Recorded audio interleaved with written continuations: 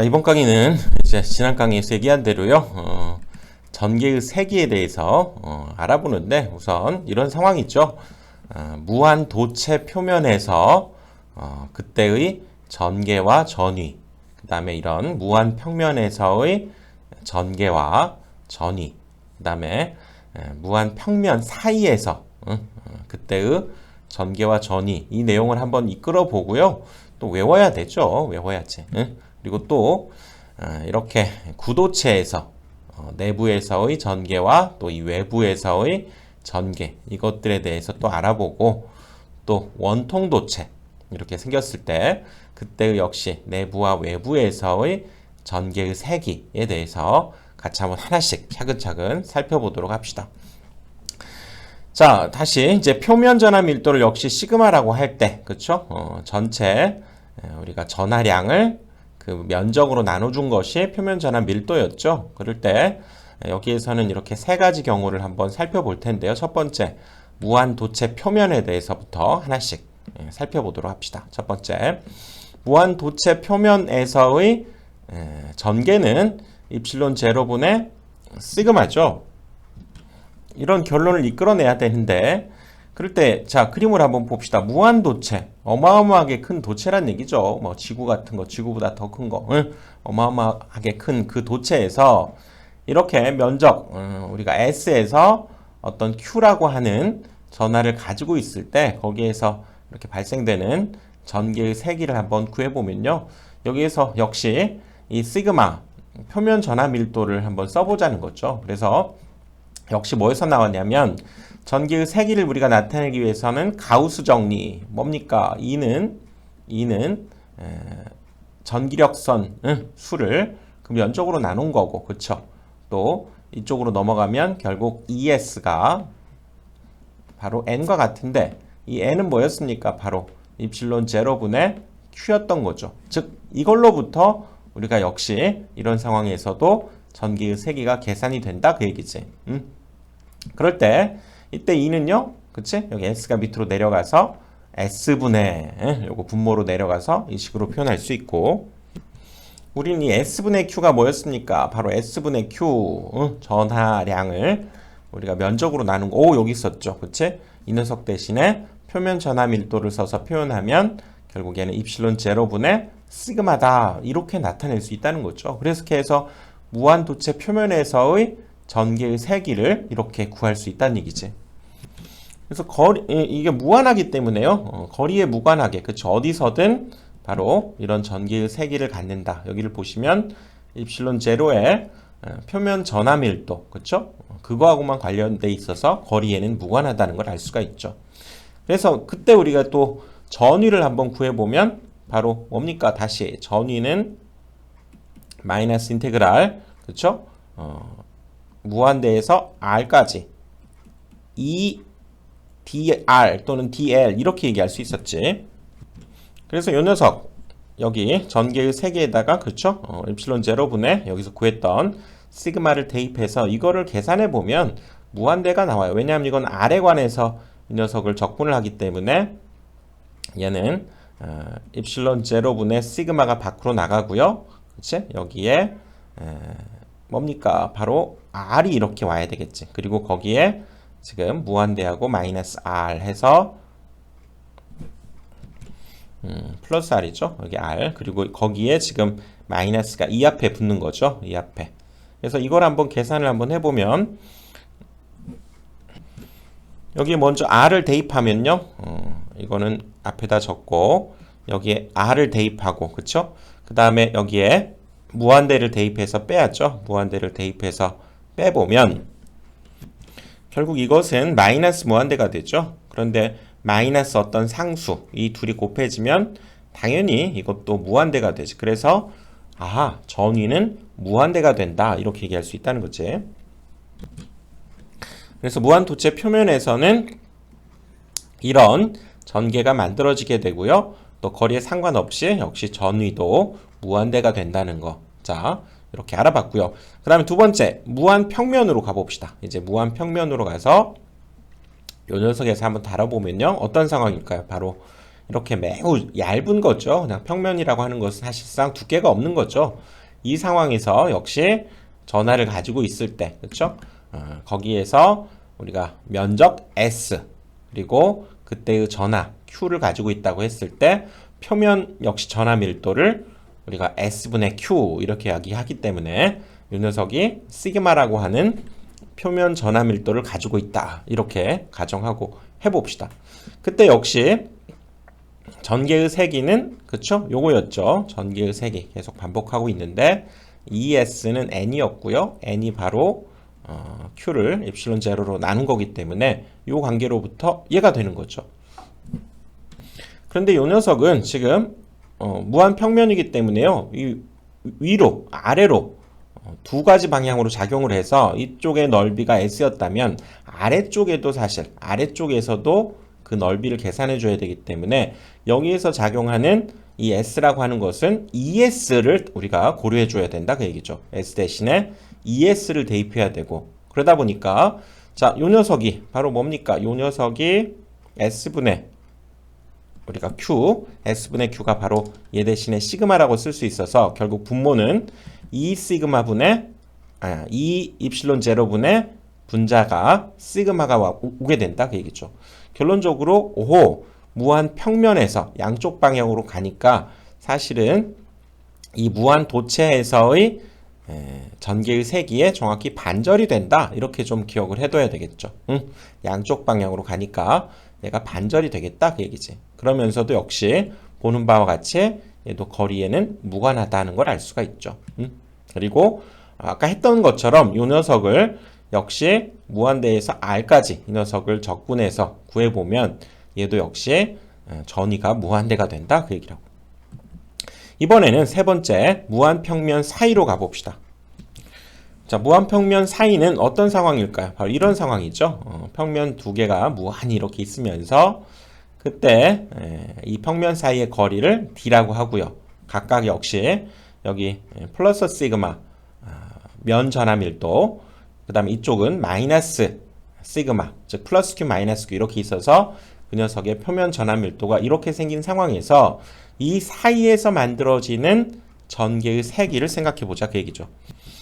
그러면 이 면에서 사실 작용하는 이 방향으로의 그쵸? 이 방향으로의 우리가 전개의 세기는 아까 뭐였습니까? 양방향이기 때문에 반절이었지. 그래서 이때는 뭐였습니까? 바로 여기 있네. 여기 2 입실론 제로분의 시그마 이렇게 되고요. 또 이 녀석이 얘에 의해서 여기 마이너스니까 이제 이 녀석에 의해서 얘는 끌려 들어가게 되겠지. 이거 역시 이쪽 하나를 작용하게 되니까 이 시그마 이 입실론 제로의 시그마 요 녀석만큼 또 얘에 의해서 전개가 발생하기 때문에요. 요 두 값을 더해줘야 되겠지.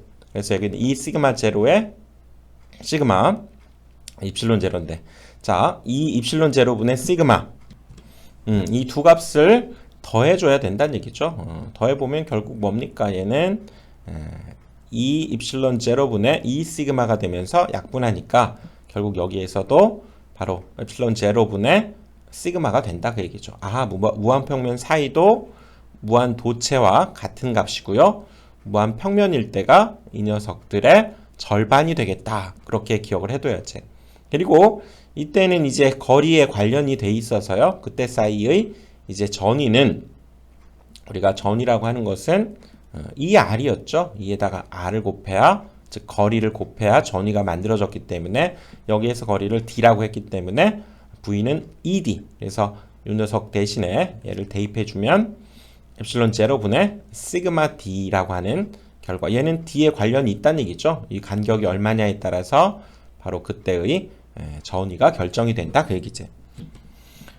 그래서 이제 이 녀석들을 한번 정리를 해보면 우리가 먼저 무한 도체 표면 어떤 그림을 떠올려야 돼요? 이렇게 무한히 큰 지구 같은 이런 모양에서 그때 표면 전하 밀도를 우리가 시그마라고 했을 때 그때의 전개는 입실론 제로분의 시그마 어디에서 나왔어요? 바로 가우스 법칙에 의해서 그치? 얘가 S분의 N이고 바로 N이 엡실론 제로분의 Q였기 때문에 거기에 지금 S가 붙게 되고 그치? 여기 S 그리고 이 S분의 Q를 우리가 시그마라고 했기 때문에 이렇게 쓸 수 있었던 거죠. 여기에서 나온 거지. 그치?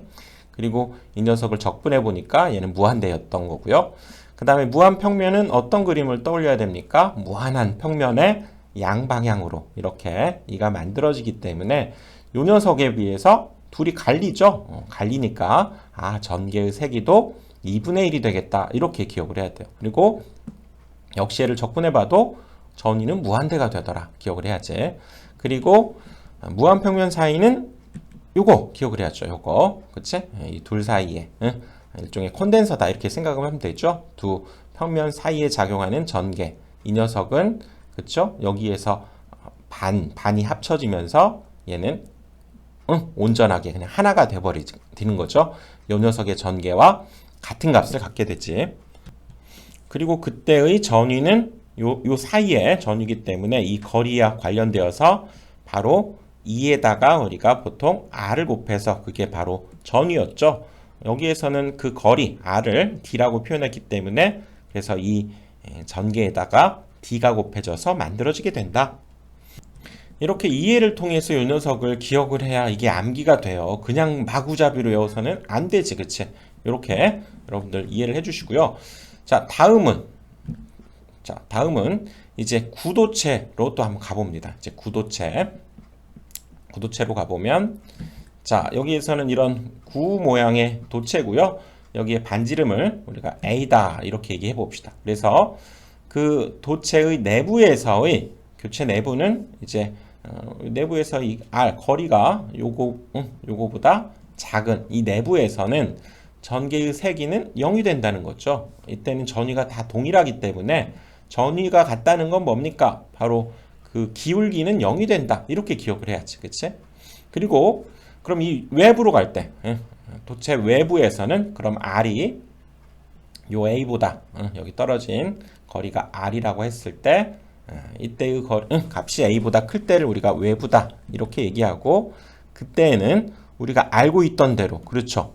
구도체에서의 전개의 세기 E는 다시 한번 계속 반복을 하는 개념으로 그렇죠. ES가 바로 N이었고 바로 E가 S분의 N이고 그렇죠. 여기 S분의 N 대신에 입실론 제로분의 Q 이렇게 집어넣었었던 거죠. 그래서 9의 여기서 이제 건널비는 뭐였습니까? 9의 넓이, 면적은 얼마였습니까? 9의 면적은 4파이 R제곱, 원의 넓이의 4배였고요. 부피, 최적, 그렇죠? 최적. 자, 이 녀석은 얼마였습니까? 바로 3분의 4 파이 R 세제곱 꼭 기억을 해둬야죠. 그래서 여기에다가 이 4파이 R제곱을 이제 집어넣게 되니까 요 식이 나오게 되고 사실은 이거 우리가 첫 단원에서 그쵸? 정전계 첫 단원에서 쿨롱의 힘 그 다음에 전개의 세기 했던 거랑 동일한 것이 나오는 것이 너무나 당연하죠. 기억나죠? 이 전개의 세기가 4파이 R제곱 입실론 제로분의 Q였잖아. 그쵸? 여기에서 R이 하나 없어진 것이 즉 4파이 입실론 제로 R분의 Q 이것이 바로 전위였잖아요. 또 그렇지? 뭐 당연히 그렇게 나오겠네. 그쵸? 그래서 이렇게 표현할 수 있고 즉 이 녀석은 구도체는 우리가 해봤던 건데요. 여기에서는 이 가우스 정리, 가우스 법칙에 의해서 동일하게 유도되는지를 한번 확인해 봤다. 이렇게 봐야죠. 그리고 역시 V는 무한대에서 R까지 그쵸? 이 녀석을 쌓아 나가고 반대 방향이니까 마이너스 붙이기로 했죠. 해보니까 바로 뭐였습니까? 이 녀석을 그대로 해서 이거 해봤던 거잖아요. 그렇지? 방금 얘기한 대로 4파이 입실론 제로분의 제로 R분의 Q 요 녀석에서 R이 하나 없어져서 얘가 된 거지. 그래서 V라고 하는 것은 2에다가 R을 없애려면 뭐 해야 됩니까? R을 여기다가 곱해야죠. 그래야 분모에 있는 R이 없어지지. 그치? 그래서 V는 2R이다. 이것도 우리가 살펴봤던 개념이었죠. 사실 이거는 이미 했었던 거야. 그거를 이 가우스 정리, 가우스 법칙에 의해서 한번 동일하게 나오는지를 한번 살펴봤고요. 그럴 때, 자, 이 구에서 과연 전개와 전위가 어떻게 달라지는지를 자, 최종 정리해서 그래프를 한번 나타내 봅시다. 자, 내부에서는 뭐라고요? 전개는 0이에요. 왜냐하면 전위가 다 같아. 우리가 전위가 늘 같아. 같은 것은 그 변화율, 기울기는 0이야. 이렇게 기억을 해야 되고요. 그리고 방금 본 대로 외부에서는 우리가 외운 거죠. 4파 입실론 제로 r제곱분의 q가 전개. 거기에서 r이 하나 없어진 값 v 전위는 4파 입실론 제로 r분의 q. 기억났죠? 이거 전에 했었던 거란 얘기지. 근데 이 녀석을 우리가 이제 내부와 외부에서의 그 전개의 세기 또 전위의 세기를 한번 우리가 살펴보면, 자, 전위는 전개죠. 전개는 자, 이런 모양으로 크기 그래프를 우리가 그릴 수 있다 그 얘기예요. 즉 여기에서 A까지는 이게 0이야 0. 여기가 0이죠 0. 0을 유지하다가 이 바깥으로부터 즉 요 녀석 그래프를 그려보면 사실상 이 R에 관한 함수죠. 요 녀석은. 그래서 우리가 보통 y는 x제곱분의 1 이런 그래프를 그려보면 이런 데서부터 우리가 상상을 해야죠. 이런 그래프는 뭐 이렇게 내려가는 곡선이 되는 거죠. 곡선. 그치? 그러니까 이 녀석도 여기서부터는 바로 이 그래프를 따르게 되니까 r제곱분의 1 형태를 따른 이 그래프가 얻어질 것이다. 그 얘기지. 그 다음에 전위도 한번 살펴볼까요? 전위는 이 내부에서는 같은 값을 쭉 유지한다고 그랬죠. 어떤 값을 이렇게 유지하고. 그치? 그리고 이 바깥을 벗어날 때에는 전위가 점점 줄어드는데 얘는 r에 관한 함수죠. 그러니까 우리는 y는 만약에 x분의 1 이런 함수의 그래프도 마찬가지죠. 얘보다는 폭이 조금 이렇게 적으면서 이런 형태 그래프를 그려지기 때문에 여기에서도 r에 따라서 이 바깥에서는 이 그래프 일부인 그쵸? 이런 형태의 그래프를 따라서 그려진다 그 얘기지. 바로 전 위는 일정한 값을 유지하다가 r에 따라서 즉 반비례 그래프 이런 그래프가 그려지고요. 여기 2는 0일 왜냐하면 같기 때문에 이 녀석의 변화율 이 녀석을 미분하면 0이 돼요. 그러다가 도체 밖에서부터는 바로 여기 r제곱분의 1 형태의 그래프를 따라서 얘보다는 훅 떨어지는 거죠. 더 얘는 조금 얘보다는 그쵸? 완만하고 얘는 더 훅 떨어지는 형태의 그래프로 이렇게 전개와 전위의 크기에 관한 그래프를 생각해 볼 수 있다 그 얘기지. 자, 이번에는 이제 어떤 상황이 또 이제 주어지게 되냐면요. 이번에는 어떤 상황이 주어지냐면, 자, 이 구 도체에 전하가 균일하게 분포되어 있다고 가정한 상황에서 한번 생각을 해보자는 거죠. 원래 이 도체가 대전이 되면 표면에만 전하가 분포한다 이렇게 우리가 생각을 했었죠. 하지만 이 녀석이 전하가 내부에도 균일하게 분포되어 있다고 가정했을 때의 전개와 전위 한번 생각을 해보자는 거죠. 자, 그래서 이 구도체의 일단은 바깥지름, 그걸 우리가 A라고 하고요. 그 다음에 중심에서부터 R만큼 떨어진 곳에서의 상황을 또 우리가 고려해 줘 보자. 지금 그 얘기죠. 그래서 이 R이라고 하는 것이 이 구도체의 내부 있을 때, 즉 R이 A보다 작을 때를 우리가 한번 생각해 보면 바로 이 부피, 전하가 균일하게 분포되어 있다라고 하는 것은 이 녀석과 지금 이 상황, 여기 R만큼 떨어진 곳에서의 그 상황에서 부피에 따라서 바로 비례한다는 얘기지. 전하량이 부피에 따라서 비례할 거라는 거죠. 균일하게 분포되어 있으니까. 그래서 우리가 이 전체 전하량을 우리가 Q로 하고 R만큼 떨어진 곳까지, 요 녀석까지의 전하량을 Q'이라고 한다면 그 두 녀석의 비율은 자, 우리가 구의 최적, 부피, 공식이 뭐였습니까? 3분의 4 파이 R 세제곱 이거였죠. 근데 여기에서는 이 큰 구의 반지름을 A로 잡았기 때문에 이 녀석의 부피는 3분의 4 파이 A 세제곱 되고요. 그 다음에 여기 R만큼 떨어진 곳, 여기까지의 부피는 3분의 4 파이 R 세제곱 이곳에 비례할 거라는 거죠. 전하량이 부피에 비례할 것이다. 그 얘기죠. 그러면 여기에서 우리가 비율 뭐 약분할 수 있죠. 3분의 4 약분하고 파이 약분하고 이렇게 되니까 결국은 내항의 곱과 외항의 곱이 같기 때문에 자 얘네들이 곱하면 자 Q'은 뭐가 됩니까? Q'에다가 지금 A 세제곱을 곱한 거죠. 그것이랑 Q에다가 R 세제곱을 곱한 것이랑 같아야죠. 이것으로부터 Q'은 이 녀석을 분모로 내려보내면 되죠. A 세제곱분의 R 세제곱 Q 이렇게 된다는 얘기지. 이 과정을 이렇게 적어봤고요. 이 녀석을 이렇게 약분시켜서 이 녀석은 a세제곱 대 r세제곱이 되는 거고, 역시 내항의 곱과 외항의 곱이 같다라고 하는 성질을 이용해서 얘를 구해보니까 q'은 a세제곱분의 r세제곱 q가 되는 거죠. 그럴 때 이 내부에서의 그러면 우리가 전개의 세기를 E'이라고 한다면, 그쵸? 4파이 입실론 제로 r제곱까지는 동일하고, 그치? 거기에서 실제로 요 녀석이 갖게 되는 전하량은 Q'이기 때문에, 즉 전하량을 이 값을 분자에다가 대입해야 된다는 얘기죠. 일반식이 요거잖아, 그치? 우리가 4파이 입실론 제로 r제곱분의 Q, 이 상황에서, 그쵸? 이 Q 대신에 요 녀석만이 갖고 있는 전하량을 거기에 Q 대신에 대입해 준 거죠.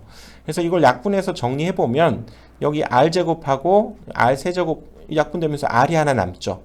그리고 a세제곱이 분모로 내려오고, 그렇지? 정리해 보면 여기 a세제곱이 분모로 내려오고 분자에는 r이 남게 되니까, 아하, 바로 이 내부 r만큼 떨어지는 곳에서의 우리가 전개의 세기는 이 공식을 이끌어낼 수 있다, 그 얘기죠. 자, 그리고 이렇게 생겼을 때, 그렇다면 이 상황에서의 우리가 전개의 세기를, 요 녀석 전개의 세기를 한번 역시 그래프적으로 한번 나타내 보면, 자, 중심에서부터 이쪽 끝까지는 이제 얘의 영향을 받게 되죠. 우리가 전하가 균일하게 분포되어 있다고 가정하지 않았을 때는 0이었잖아요, 그치? 하지만 이제 요 녀석의 그래프를 따져야 되는데, 여기는 바로 이런 것들은 상수죠. 다 정해져 있는 값이고, 이건 R에 관한 함수.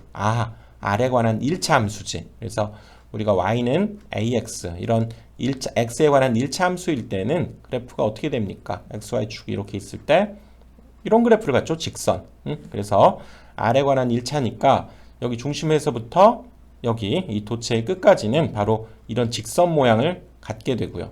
그리고 외부에서는 동일했죠. 외부에서의 전개의 세기는 역시 이 구와 동일했었지. 우리가 알고 있는 4파이 입실론 제로 r제곱분의 q와 동일하기 때문에 바로 r제곱의 함수, 그치? 이렇게 슉 내려가는 이런 형태의 그래프가 외부에서의 전개의 세기를 나타내주는 그래프다, 이렇게 얘기할 수 있죠. 그리고 여기에서 전위까지 우리가 따로, 전위는 조금 복잡해서 뭐 시험에 잘 나오지 않기 때문에 전위까지 한번 그래프만 한번 보면요, 어느 정도 선을 유지하다가 역시 이렇게 같은 전위가 아니고 여기서도 좀 달라지지. 이거 약간 곡선적인데요, 곡선적으로 내려왔다가 여기서 훅 얘도 떨어지는 이런 형태의 전위 그래프도 우리가 생각해 볼 수 있다, 그 얘기. 이렇게 해서 지금 구도체의 지금 우리가 전하가 균일하게 분포되어 있을 때의 지금 전위에 대해서 알아봤고요. 자, 그 다음은 이제 동심구로 가봅니다. 동심구는 지금 이렇게 구가 하나 있을 때 동심 뭡니까? 중심이 같은 구 두 개, 여러 개 또는 두 개를 우리가 동심 구다, 이렇게 얘기하죠. 즉, 이 녀석 바깥쪽에 있는 구죠. 여기는 안쪽에 들어있는 구고요. 이 녀석은 이런 두께를 가지고 있는 구도체고, 지금 내부에도 이런 도체가 하나 들어있다는 얘기지. 그러니까 쇠구슬 속에 쇠구슬이 하나 들어있다, 이렇게 상상을 하시면 되고요. 여기도 우리가 대전을 시켰다는 것은 여기에 Q가 들어가게 되면 이쪽 안쪽에 있는 이 표면에는 마이너스 Q가 대전이 되겠죠. 유도에 의해서, 그치? 그리고 바깥쪽에 다시 Q가 대전되면서 전체적으로 Q만큼이 대전되어 있는 그런 상황을 얘기하고 있는 거죠.